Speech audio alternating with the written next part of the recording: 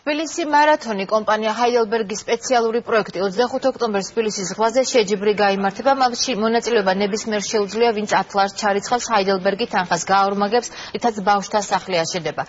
კომპანია მსგავს აქციას უკვე მესამე წელია ატარებს.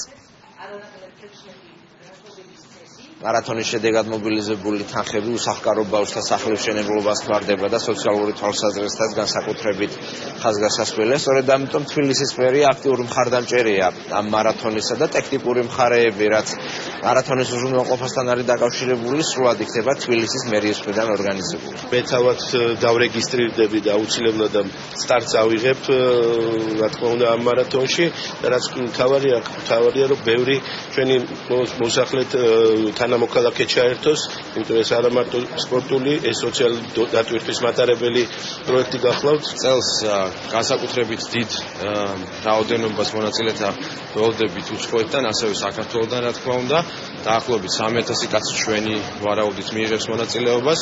როგორც მოგეხსენებათ, რეგისტრაციაში ყველა მონაწილე იხდის სიმბოლურ 10 ლარს, რომელსაც შემდგომ ჩვენი კომპანია აორმაგებს და ამ თანხით ვეხმარებით უკვე კონკრეტულ სახელმოქმედო პროექტებს.